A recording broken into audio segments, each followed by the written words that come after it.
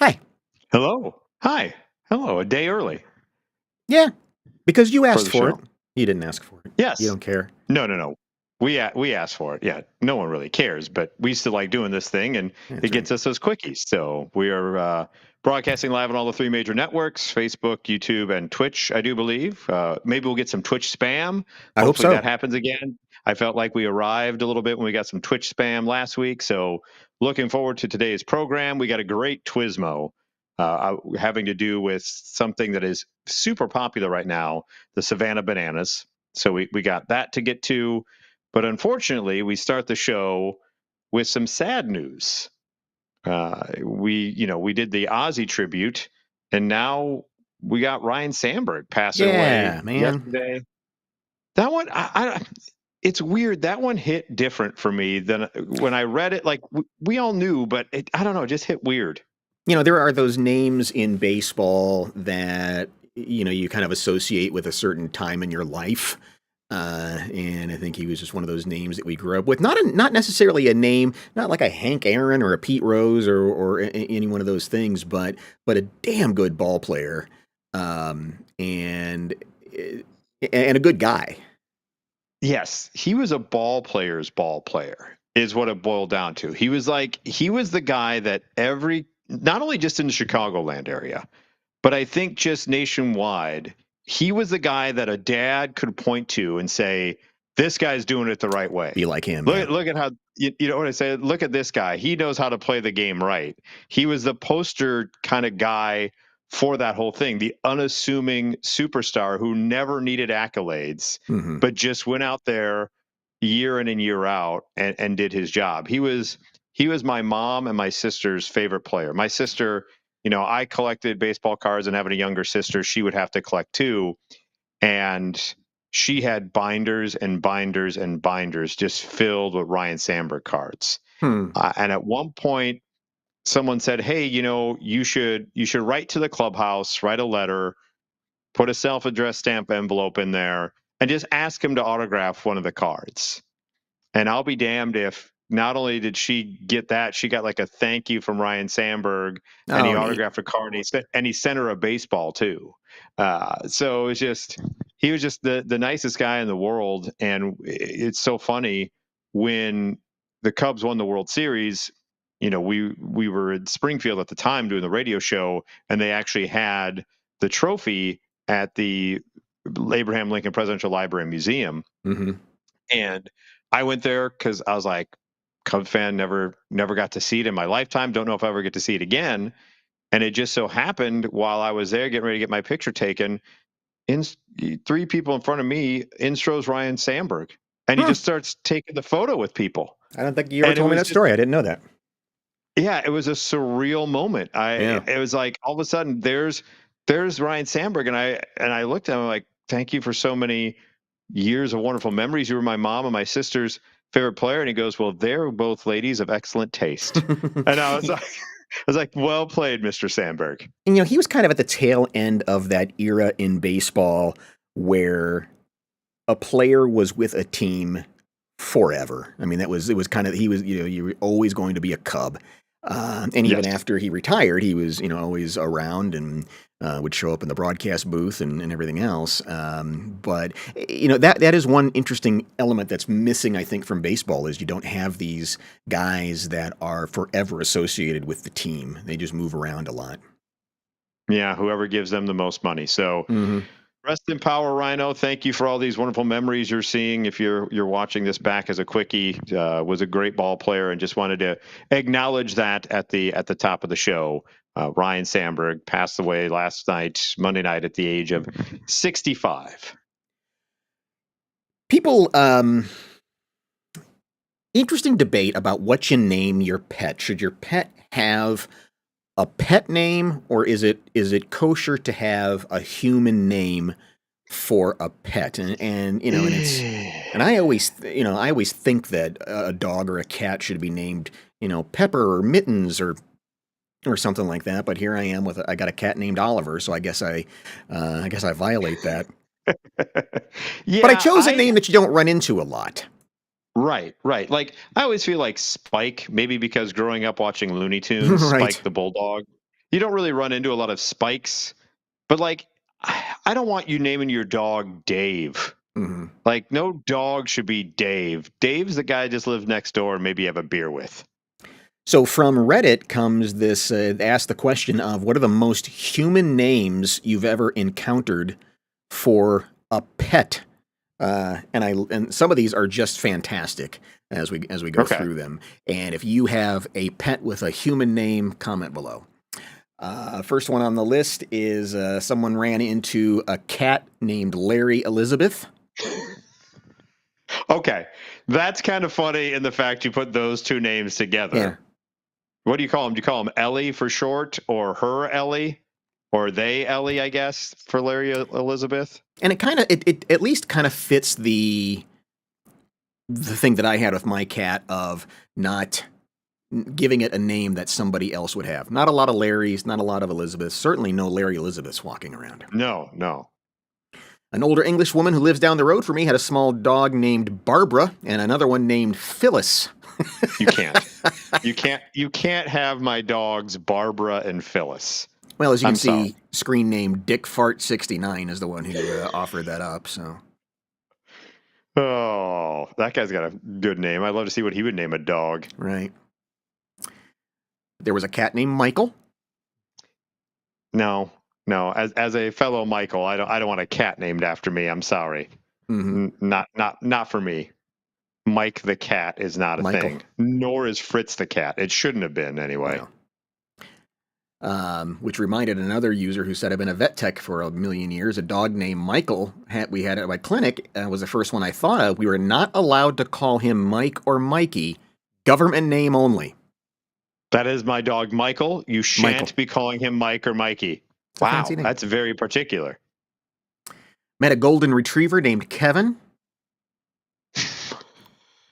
That's okay. Kevin I McAllister. have a friend who has a dog named Kevin now that I think about it. Yeah, no, that's too human. Oh, no. How about a chicken named Janet? I'm okay with that. You know what? If it's a weird pet, it can have a regular name. So you can have a chicken named Janet, you can have a snake named Bob, but you can't have a cat named Janet or a dog named Bob. Mm-hmm, mm-hmm.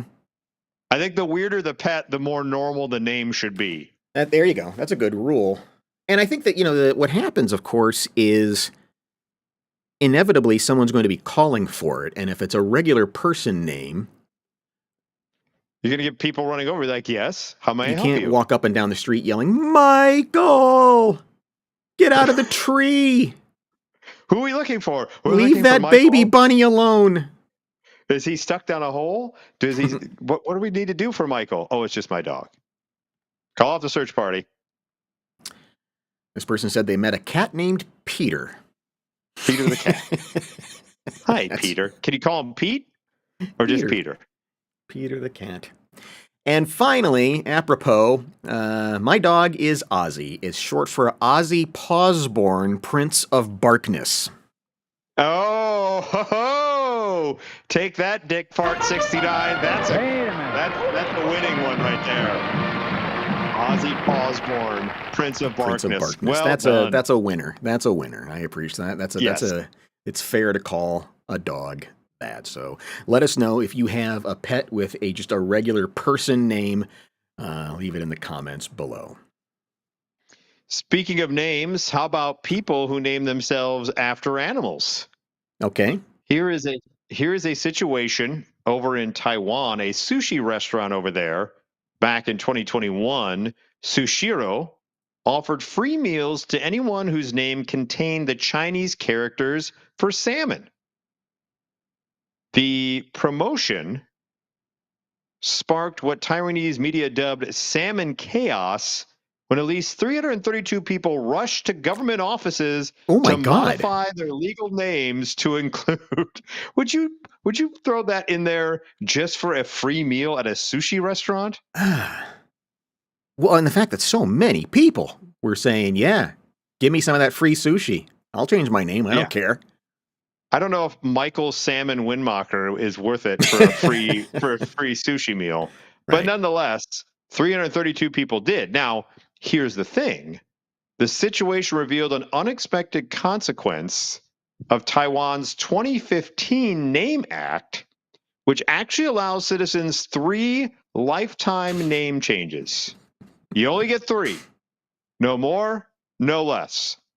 So one guy, a university student, decided, hey, I need a free meal. I'm a college kid, we're poor. So he changed his name to Zhang Salmon Dream. Only only problem is he had already changed his name twice before. So he didn't realize this was his third and final time. So now he's stuck with Zhang Salmon Dream as his name for all of perpetuity now. I love finding out other countries have completely absurd laws. I mean, I think we always kind of roll our eyes at some of the regulations that we have here in the United States, and then you hear you can only change your name 3 times, and then you're stuck with it for ever and ever. Amen. Why? What? How did that one come about? I don't know if someone was getting remarried too much. Like, I don't know if that's a thing over in Taiwan. You take the last name of your bride or whatever. I'm not quite sure why they made it 3. Was it like, all right, after that, you're stuck with it? Government officials criticized the trend, calling it a waste of time for them. Public reaction was also largely negative, with particular criticism directed at images showing participants wasting rice by eating only the fish from their sushi. Although going so far as to change one's name to include the word salmon may seem crazy to some. Some people said, hey, they did it. In fact, one person legally changed their name to the name of the sushi restaurant, Sushiro, and said, hey, what do I get? All these other dopes are just doing salmon. I changed my name legally to your restaurant. What do I get now? God, remember that trend in the early days of the internet where people were making money by tattooing a .com on their face or something stupid? That's what Oh, this yeah. reminds me of. Yes, very much so. I actually was embroiled in a controversy. I don't know if I'm allowed to speak on it legally, but the first radio station I worked on back in the day, somehow wires got crossed, and some guy thought that if he were to tattoo our logo on his forehead, he would get lifetime free concert tickets, and that was not the case. That was not the case at all. At all. Who put Never that idea promised into him. his mind? Apparently he was joking around one part-timer on a weekender was joking around and said over and over, this is not happening. No, don't do this, don't do this, don't do this. And it was a drunk guy and his son who just got out of prison, and they went and got it done. Well, it's Yeah. amazing that I would expect a couple of people to do it, but almost 400 is incredible to me. Yeah, that must be some damn good sushi, my friend. Damn good sushi indeed.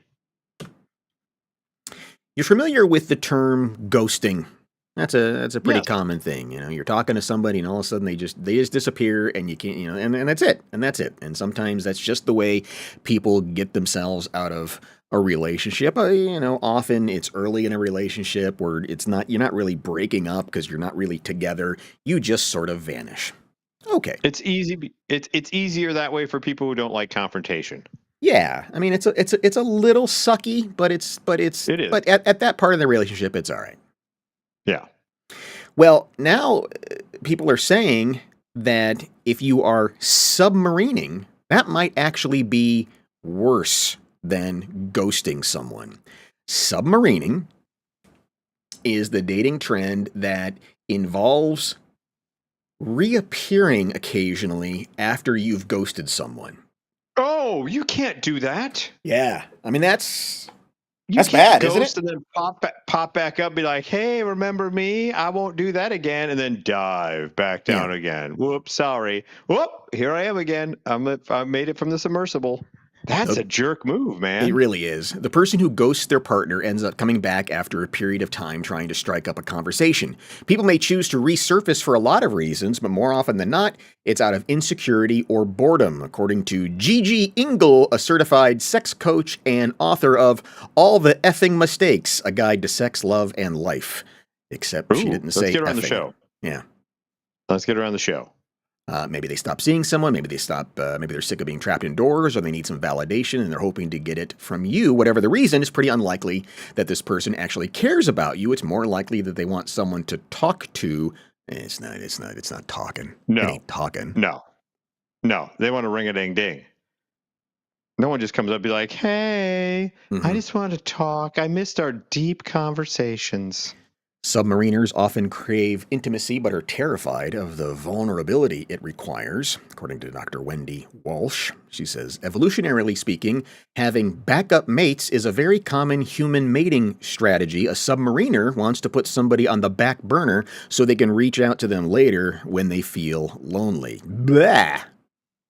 No, no one wants to be someone's last resort. That's what it sounds No, like. It's like you no. keep them on a string and then you're like, I gone away. Oh, just going to check in to make sure you still want me. Sorry, still can't have me. More than a couple of times, I guess I would call it an exit ramp. I was somebody's exit ramp. Oh, Like if the also, well, it's sort of like if the girl just wasn't digging her boyfriend, and she was sort of setting it up where if I bail on him, will you be there next? oh, okay. And it was like, You were the rebound man. well, but there was like a contingency that I Oh, never that I never really liked, where it's like, I'll date you on the contingency I break up with this idiot. And if not, then I'm just going to stay with this idiot. Which that's not cool. yeah, that's not exit ramp. You're more the rest area. Like I'm going down the highway, and if I need to use the facilities, you're Right? there. But if I decide the trip is going pretty good and I just want to plow through, pardon the pun, I'm just Yeah, going to keep going. And sorry, I blew by the restroom. yeah. Didn't mean to do that to you, or rest area. Didn't mean to do that to you. I don't want to be somebody's parachute. That's not fun. No, no. Hey, look at me. I was in that situation many times myself. Of you're such a nice guy. I should be dating you. I tell you what, just let me. And then it's like, and then it was always, I don't need a boyfriend. And then it's like they were dating somebody else, but then they come back to you. They were submarining before. Submarine was cool. That's right. That's right. I think yeah, and there's something kind of gross about the idea that somebody is going to, if she's talking to me while dating him, eventually she's going to be talking to somebody else while dating me. Somebody else. I want out. Yeah, I'm yeah. I'm You don't getting want any back in part my of that. submarine and heading for the briny deep. I'm diving back again. Yeah, Maybe one of those bottom dwellers that at least give me the time of day. come find me in the Marianas Trench. Yeah. Well, staying with the seaside vernacular, here's a wonderful story over from the UK where this woman was hammered and decided that she is going to pick up this seagull, which she said looked like it was struggling a bit. And I believe you have the accompanying video. Um, but she's 22, drunk, and she's got to let everyone know, I'm going to save this bird. Cause since I come on home, well, my body's been a mess. Look at him, man, he's a beauty. He actually wants to stop my room and everything, but I've got actually nowhere for him. I'm amazed that she was able to even pick him up. Well, it was sick and it was injured, which is why she picked up the bird. Mm-hmm. She says it wasn't even a second thought. She carried the seagull home and was baffled to find it flying around her living room the next morning. How drunk do you have to be to grab it, walk it home, put it in your house, and the next morning be like, what in the hell is this bird doing in here? Mm-hmm. So she then was like, okay, I can't keep this bird. It's obviously feeling a little bit better. So I'm going to take it to the vet because there was something obviously wrong with it yesterday, but it's okay now. And the vet finds out, hey, sorry to inform you, but this bird, the reason why it was so lethargic, it's got a bit of the bird flu. Oh Sorry no. about that. Yes. She says that I saw the bird outside of Weatherspoons, managed to pick him up without even a thought. I don't even know what made me pick him up. I put him in my sitting room with a blanket. When I woke up in the morning, I'd forgotten, and he was just floating around the sitting room. Dropped him off the vet the next day in a box, told he has bird flu. 24-year-old was shocked to hear the news, and she said she felt sick afterwards, probably more because she heard the words bird flu and was like, Mm-hmm. damn it, why'd I do this? She bleached her whole house, Oh, which you probably should have no. done anyway. That's something you probably should have done anyway, just because you had a bird. Birds are disgusting. Birds are gross. Like even in the best case scenario, that bird shit on your couch at least 4 times that night. Yeah. That's Yeah, but best case. like you walk around here in Chicago, and pigeons have become just regular citizens. I mean, they don't care. They just walk Yeah. like alongside you on the sidewalk, and yeah, it's like to the point where it's like, you got to get away, pigeon. You're unclean. You're a little too close. A little too Go. close. Go get out. Get out. Yeah, exactly. She said in the clip, she says he's a beauty, as you heard. And so she eventually bleached her entire apartment because she ran. Here's the thing. I think we need to, I don't know if we can start this trend, or if it's something that we could do, or if you even pay attention to it. But if you know you're going to go out and tie one on, write yourself a note and put it in your pocket of just like, don't do anything you think is a good idea. Yes. Whatever you're about to do is not a good idea. You're no, right it's about not. that. There's never been an opportunity that I've ever noticed where you're like, this is a good idea, hold my beer, and it works out. Mm-hmm.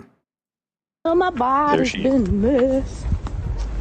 Look at him, man. He's a beauty. He actually wants to stop my room and everything, but I've got actually nowhere for him. I didn't even know what the hell she was saying.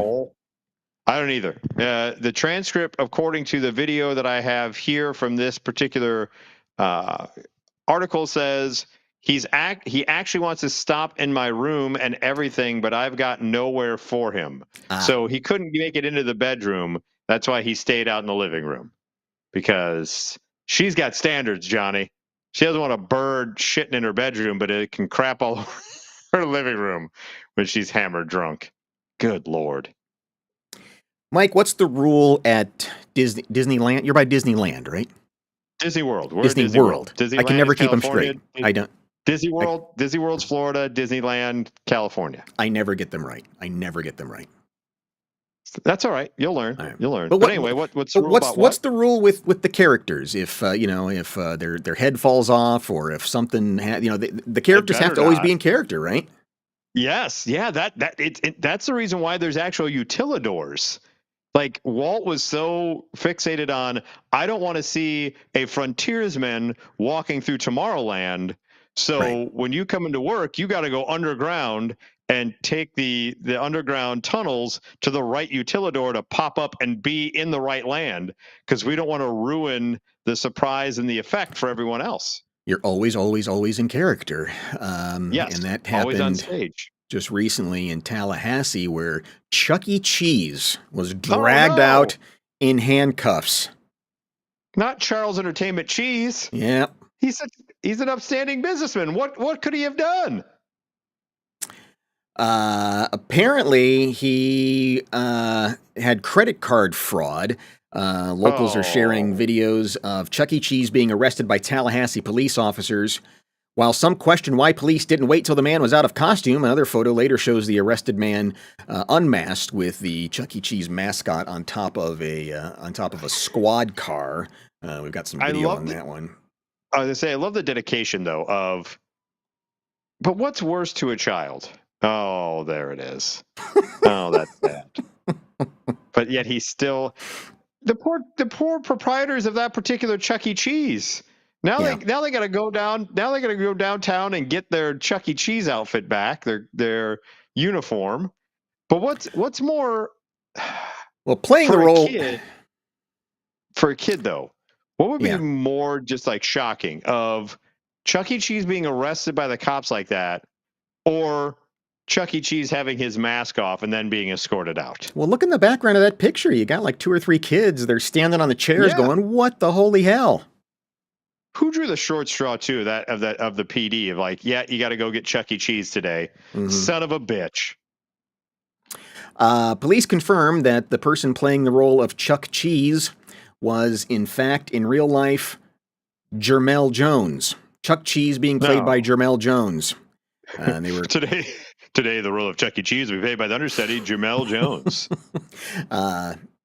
back in early July, somebody called and reported that their credit card was stolen. They had made a purchase there at Chuck E. Cheese, and then all of a sudden there was all these fraudulent charges.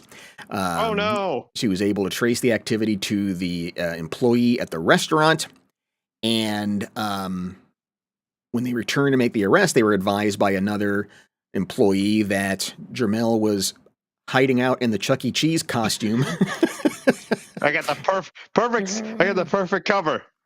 I don't know, but he's entertaining your offers over here. According to police reports, one officer, while grabbing the employee, even said, "Chuck E., come with me." No, that guy thinks he's funny. Hey, But Chucky, come with me. it does seem insane, but apparently when they went to put the cuffs on him, he tensed up like he was about to bolt, and so they just made the decision right there. It's like, we're not going to let you get out of this costume. We've got to take you into custody now, because it seemed like he was about to. He was a flight risk. You know how easy it is to hide a guy in a Chuck E. Cheese costume walking around Tallahassee. Oh, easy. Yeah, yeah. It's kind of like Times Square, right? It's just like you got 18 different Elmos. You got 18 Charles Entertainment cheeses out there. Plus, he's got the Chucky copter that he could just fly off, put 50 cents in, he could just fly away on. You imagine that just a picture of him showing up at the airport and people are holding it around. Have you seen this guy? Have you seen this mouse? Have you seen him? Have you seen Charles Entertainment Cheese? Police spokesperson said it's unfortunate that the person who is the subject of this investigation and who we had probable cause on happened to be in a suit and costume, she said, adding that officers found the stolen credit card in his possession, right there in his mouse pouch. Come on, Charles Entertainment Cheese. I know times are tough. I know there's some franchises that have closed, but don't be stealing your true customers' credit cards. Jones was charged with 3 felonies: theft of a credit card, criminal use of personal identification information, and fraudulent use of a credit card over 2 times within 6 months. No. Come on, bro. And so they dragged him out and finally said, "All right, get out of this, stupid. What are you doing here?" He's still got the hands on. I know. Look at these poor kids walking by. Look at these kids just walking by, seeing Chuck E. Cheese getting arrested. Yeah. With his big dumb shoes on too. Look at his big stupid shoes. He's got his big dumb shoes and his Chuck E. Cheese hands. He's going to be a hit at jail. That's for sure. They're going to love him there. Yeah. Amazing. Yeah, you're going to have to be like the seagull lady, bleach that costume before the next person.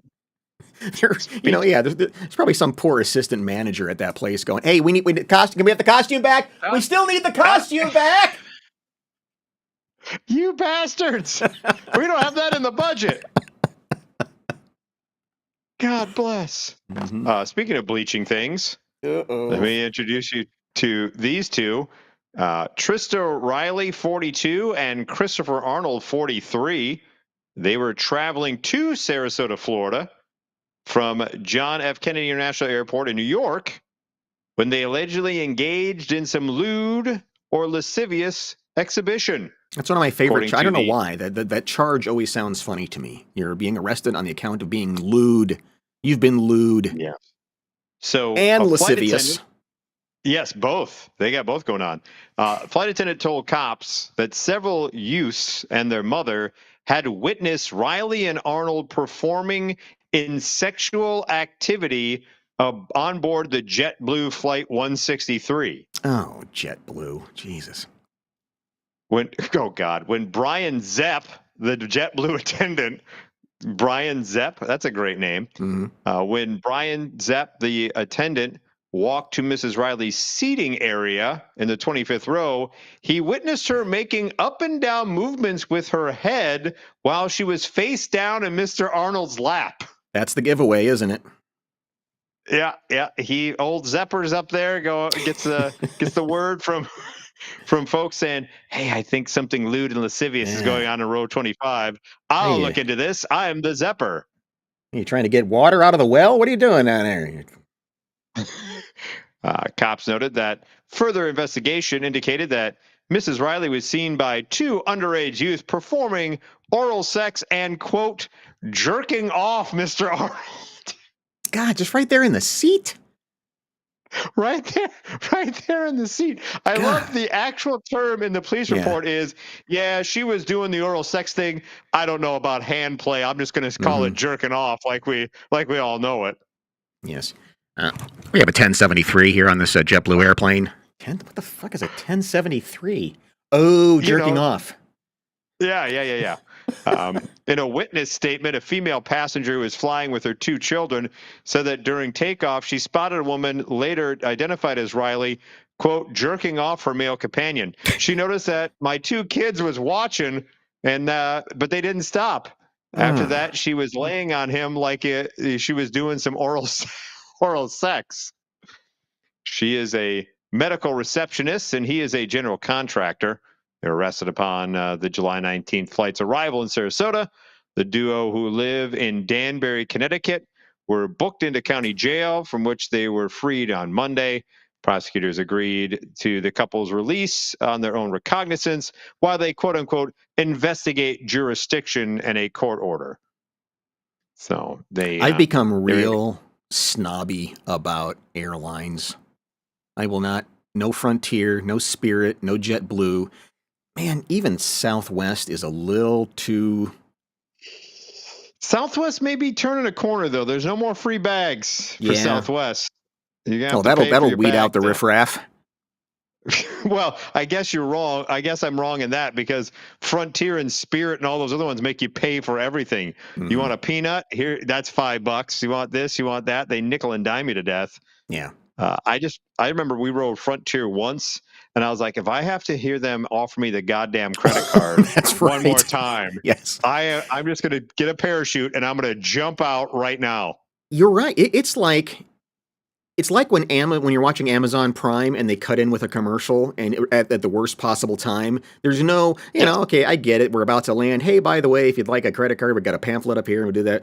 No, man, they are up and down that aisle like a kid selling Girl Scout cookies.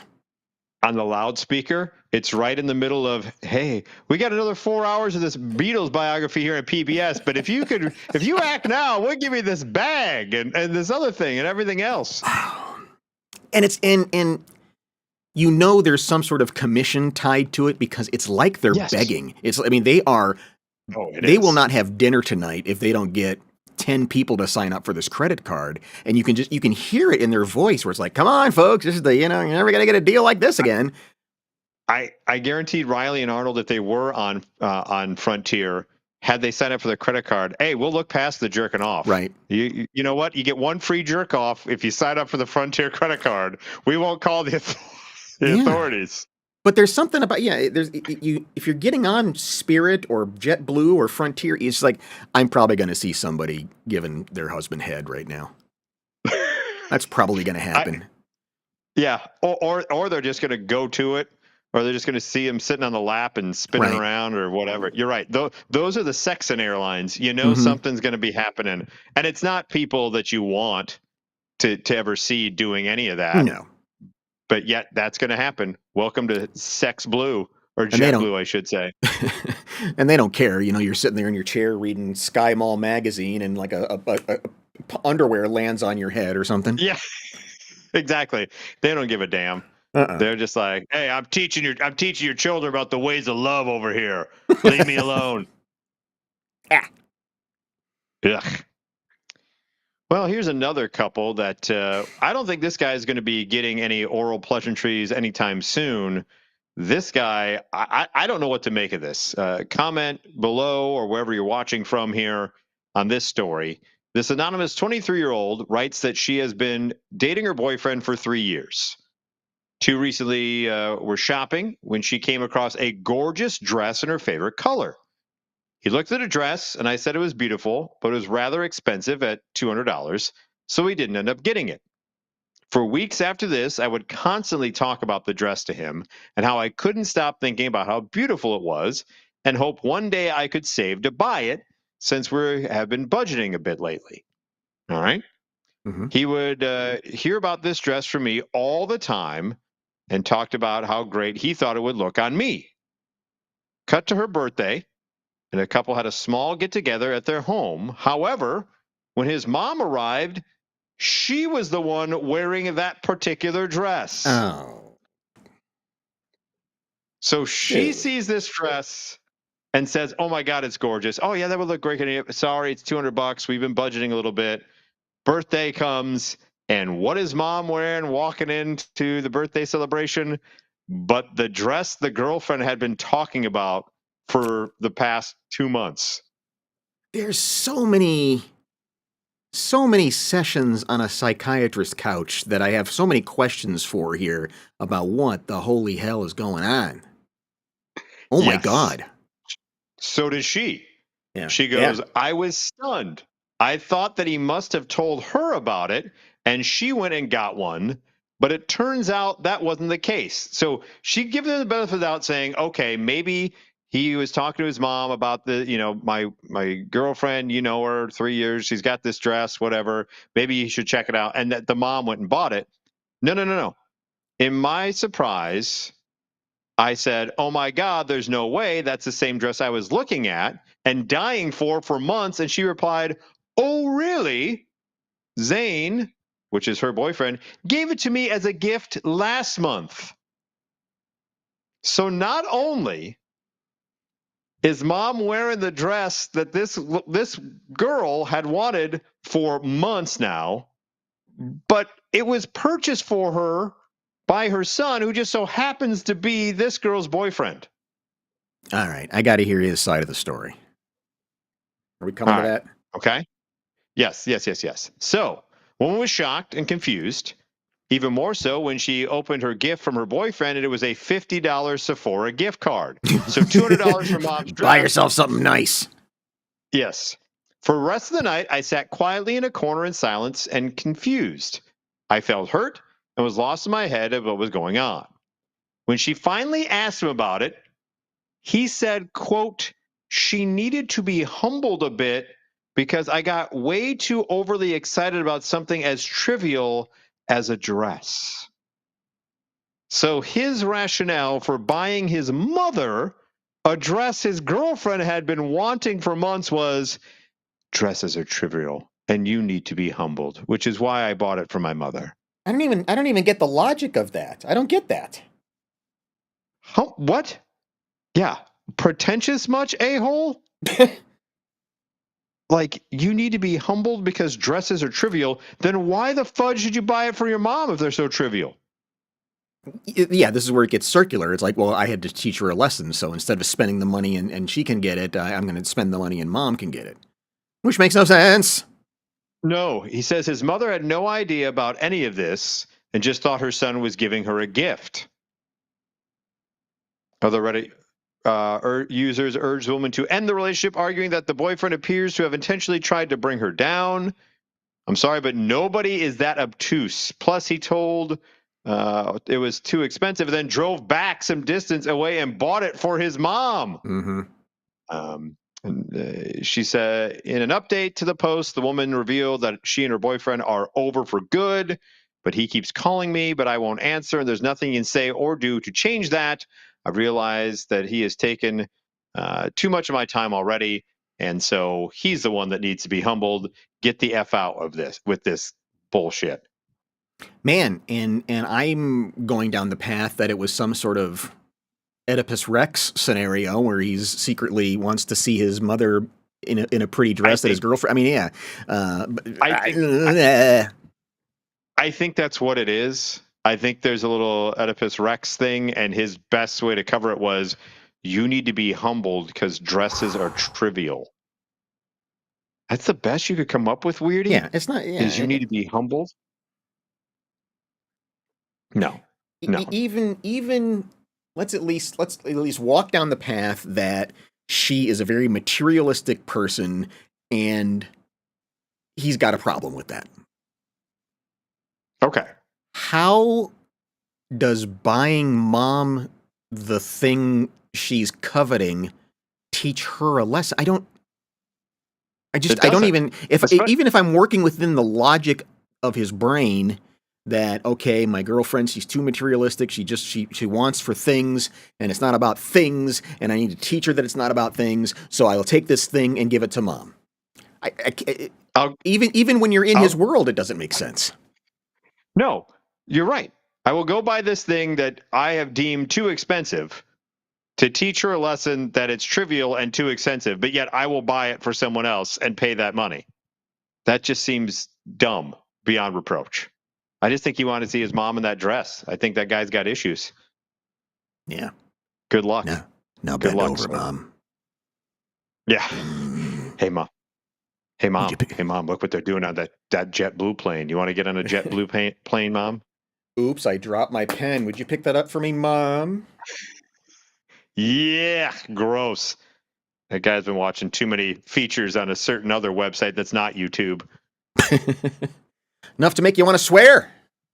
Yeah, it does. In fact, it does. This is interesting here. It compared the U.S., Australia, and Britain on swearing and how often and where they can swear and just like societal views on swearing. It's from YouGov over in the UK. And I'll get just right down to the brass tacks of they got here of where they have where it's acceptable to swear. And then it gets to which swear words are the most offensive in Hmm. Australia, America, and over in the UK. All right. Now, They do have two of the different. They biggest have a ones. different palette of words that they use. Correct. There is some slight differences. They do laugh at us a little bit in this particular survey. But the two biggest heavy hitters, and in fact, number one across all the countries, 8 in 10, around 81 to 83% in all three countries, say see you next Tuesday is at least fairly offensive.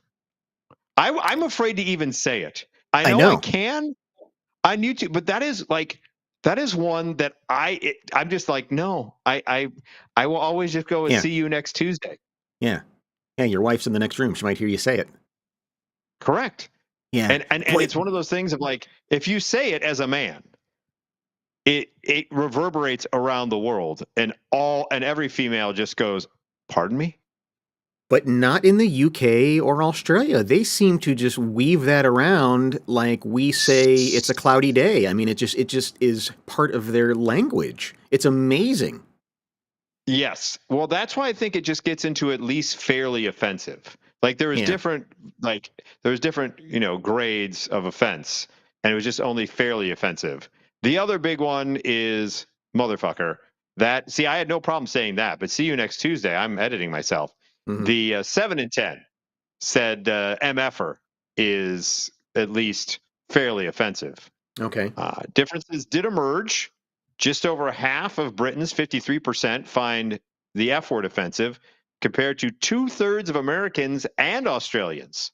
So over in the UK, they say F it. It's fine. They don't care. Only, 1 out of 2 people will be offended. Yeah. But in Australia and America, 2/3 of the people, if you say the F bomb, will be offended by it. They also said that generally where the biggest differences exist is indeed Americans who find the word most offensive. Half of Americans, for instance, find douchebag fairly or very offensive, I compared to find it just unappealing. 24% of Australians. What's that? I find douchebag just an unappealing word. It's like, it's not like saying it. Yeah, yeah. Yeah, it goes. I don't want to say it's synonymous, but it goes hand in hand with "See you next Tuesday." That's for certain. Oh, well, I mean, no. Really? Douchebag? I mean, generally speaking, but Like I'll Pete call someone Hegseth a is a douche. douchebag. I mean, I got no problem Yeah, with he that. is a douchebag. Yeah. You know what? If you really want to jazz it up, I prefer douche canoe as opposed to douchebag. It just feels fancier that way. Yeah, okay. So yes, 49% of Americans find douchebag fairly or very offensive, but only Hmm. 24% of Australians and 21% of Britons.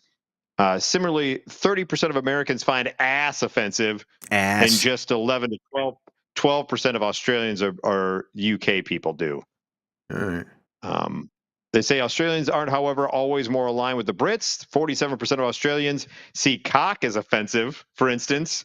That's equidistant between the 60% of Americans and just 34% of people in the UK who say it's offensive.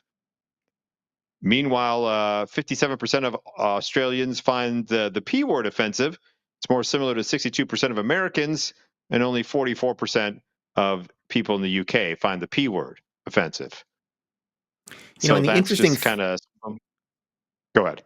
yeah, well, the interesting thing about any swear word is it needs to be rare and exclusive, otherwise it stops being offensive. And maybe the big royal C word that they use so much over in England and Australia is so used that people go meh.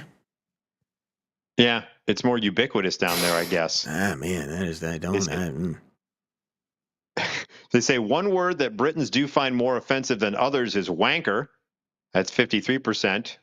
In at least fairly offensive, a view shared with 41% of Australians, but just 32% of Americans, and 1 in 7 whom didn't know how to categorize the word. So 15% of Americans didn't know how to categorize wanker. Yeah. I don't know what I'm hearing. Britons are also more likely than Australians to be offended by bastard and bollocks. Americans are much more likely than Britons to find offense in religious swear words such as hell, damn, and even heck. 6% of Americans find heck offensive. Get the heck out of there with that crap.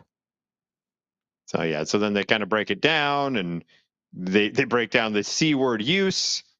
Here is the top swear words, though, Johnny. Damn is one of America's top swear words, with 55% of Americans saying they use it on a regular basis.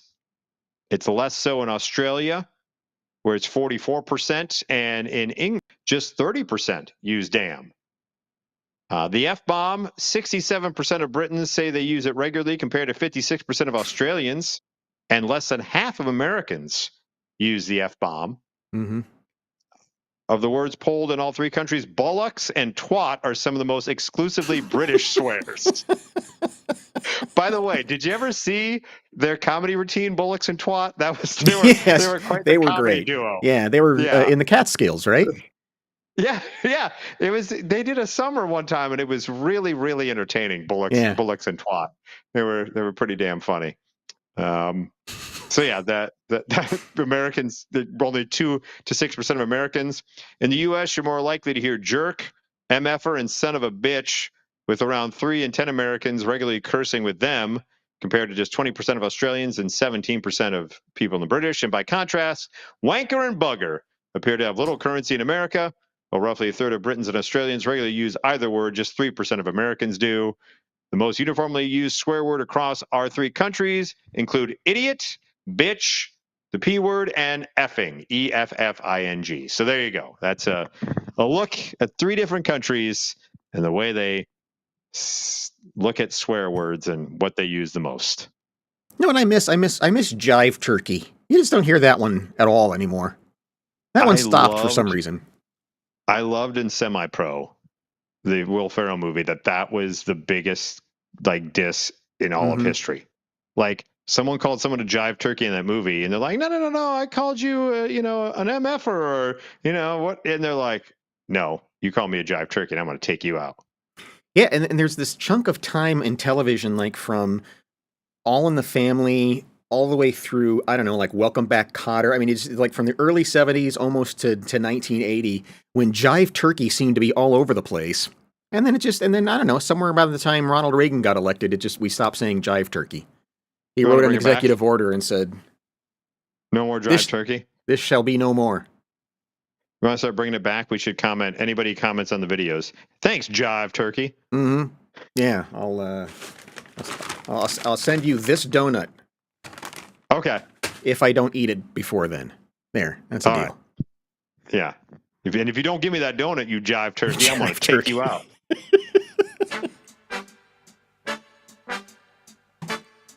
Well, that music means it is time.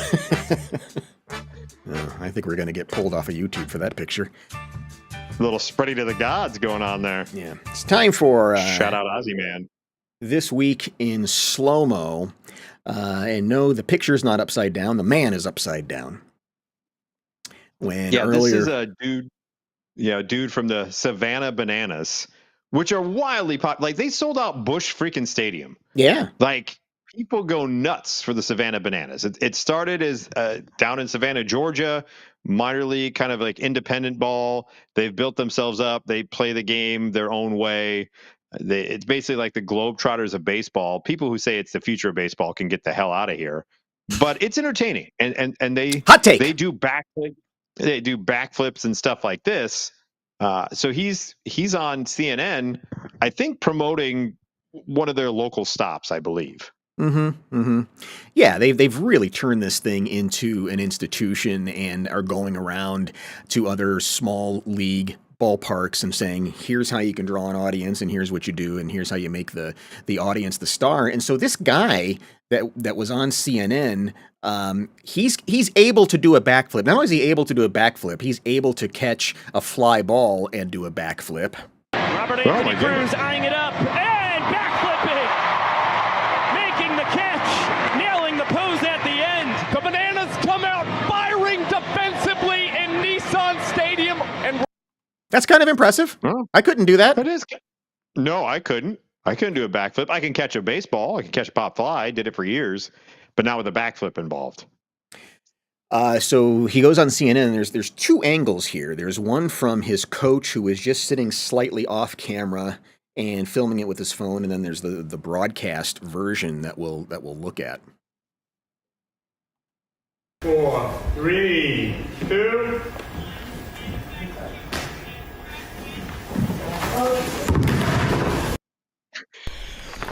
Oh, Jesus. That never happens. That, what you just saw there, is a brand new twist on America's favorite pastime. I love how Kate Baldwin, God bless her, she can't hold back and go, oh, Jesus. And then they cut to her and she's like, I'm sorry, I have to laugh. She knew before he even left the ground that he was in trouble. Yeah, she called it. Oh, Jesus. That never happens. That, what you just saw there, is a brand new twist on America's favorite pastime. Now, he busted his lip and chin open pretty severe. He had to get several stitches here and stitches there. And I didn't know that part. Yeah, he just missed it. And so that is this week's feature on This Week in Slow-Mo. Shall we watch it several times in slow motion? Yes, please. Let's do that.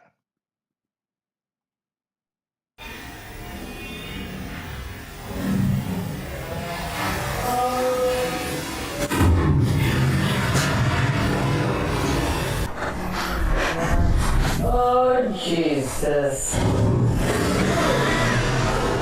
It's like he couldn't get his feet underneath him. Yeah, I don't know what went wrong. I couldn't tell you what was different about that versus what he did on the ball. Yeah. Maybe because it was 7 o'clock in the morning. I don't know. I was trying to look and see if he slipped on takeoff or what, but it's like it all looks good in the tuck. He just doesn't he like almost splays out instead of like trying to stick the landing. I don't know. Yeah, his mic pack comes loose. I don't know if that threw him or what happened, but and then you can especially pick up on it in the slow-mo. You see it's a double hit. It goes bang, bang on the ground, and it's nasty.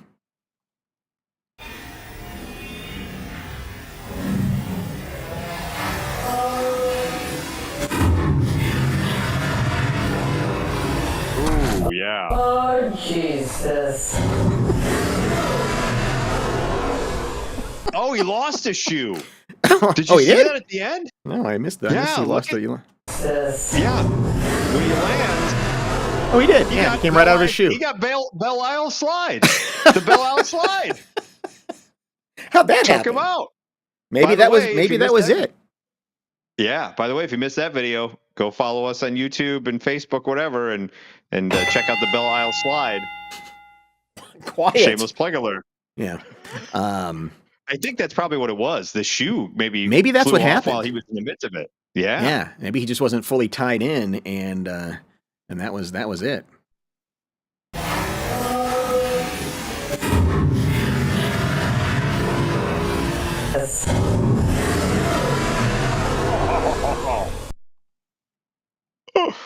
Oh, dope. Yeah. I mean, that's a hard way to wake up on a early morning, standing in a newsroom in Atlanta.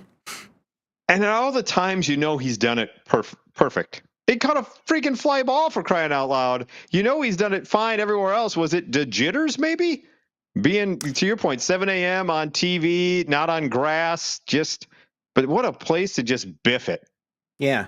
Well, and that's why I started with that, because I mean, when he gets it, it's the same guy here. That's a hell of a he runs and then flips backwards, right? Right. Catches it before he's down. Oh.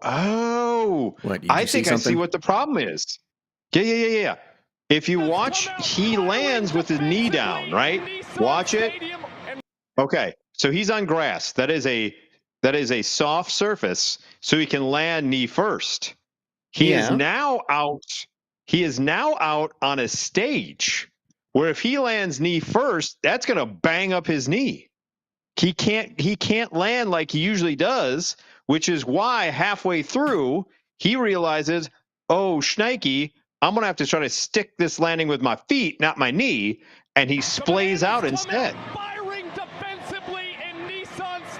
See? Knee. I think his toes come down first, right? Hang on, we're gonna have to really go into super slow-mo here. Hang on. But really drag this thing down. Landing. Exactly. He's landing with his knee pretty much near the ground. He cannot do that. Right. All right, here we go. All right, so see here, as he's going through. Jesus. Come on, get to it. Now watch. The other right feet there. Do hit first, but it's really close to the ground. His right foot is flat. His left foot is on the toes. So he's got. I mean, that's a good landing. Yeah, but he immediately goes down to a knee. Yeah, and I think that's the problem on the stage is he can't get to that position, and his shoe flies out from him. Either way, it's hilarious to see him biff it. Yeah. Yeah, but he never gets his feet underneath him. I don't think it has anything to do. That's what I'm saying. Halfway through, he just biffs it. Does the ground give a little more, allowing him to jump? Maybe is that what's happening?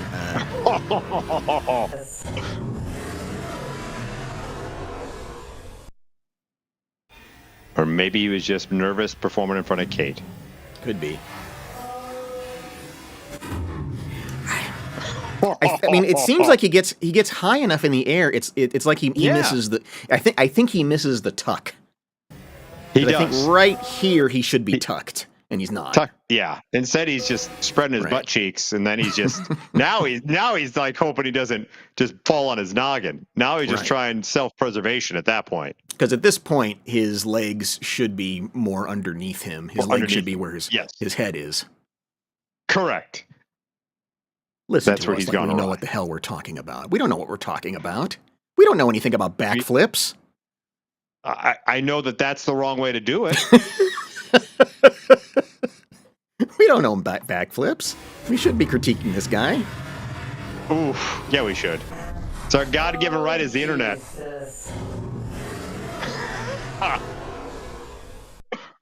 Yeah, there could be. What's that? Go ahead. I can only imagine the locker room. Thanks for promoting the product there, Bruce. Mm-hmm. Appreciate you. Yeah, there could be a number of things. Different shoes. He's not wearing his uniform because his shirt flies up. That could throw him off. I mean, there's like a dozen things that could be happening here. That's pretty clean. That is a pretty clean flip. Not so much here. You know, and he's got a necklace on and a puka shell, and he's got probably the same. No, those aren't baseball shoes. Those aren't cleats. Those aren't baseball pants. Yeah, those aren't cleats. Those aren't baseball pants. They're not his uniform. You're right. I think it was just out of his element. I think there's so many things that didn't feel right. Yeah, Kate was just like, this is not going to end well. Well, that's why Kate Baldwin, not only does she have the most beautiful shoulders of any newscaster ever, but she's clearly a seasoned journalist because she knew Yes. before he launched that he was dead. Dead. She knew it right away. That never happens. That never happens. That, what you just saw there, is a brand new twist on America's favorite pastime. He And took this other two. dope just has to be like, we got to get to the next segment. That's the brand new twist, falling flat on your face. Well, he said he went to Instagram later in the day, and his lip is just like he was in a boxing match. That he thought, well, I'll just go on with the interview and everything's fine. But then he just all of a sudden he's bleeding down his shirt, and it was like, all right, I'm out. Somebody else has to do the interview. So I think the coach stepped in and took over for him because, yeah, there's the initial adrenaline of I'm okay, that never happens. Yuck, yuck, yuck, yuck, yuck. And then he's like he's eating ribs and his Blood all over the place. Yeah, just everything is just mess. Oh God. Look at that fancy footwork. Bang. Bang. Oh. Jesus. Wham. Oh. Yikes. Yeah. Well. Oof. He's fine. He's fine with us laughing at him. Yeah, banana ball indeed. So thank you, Savannah Bananas, for making baseball fun and for giving us that opportunity in This Week in Slow-Mo. Yes. Well, and it came off of This Week in Baseball, the Twismo, so it all makes sense. The perfect Twismo for this week.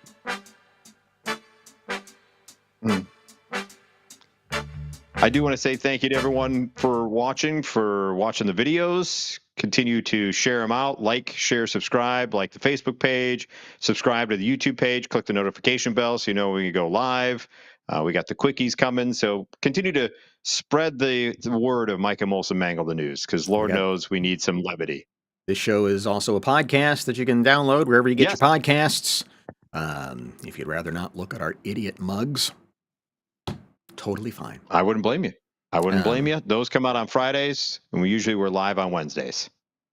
And I just discovered, I think you can leave us a message. Oh, nice. Yeah. You can call the monkey line even. I think you can. After? Okay, perfect. We'll see if please do that.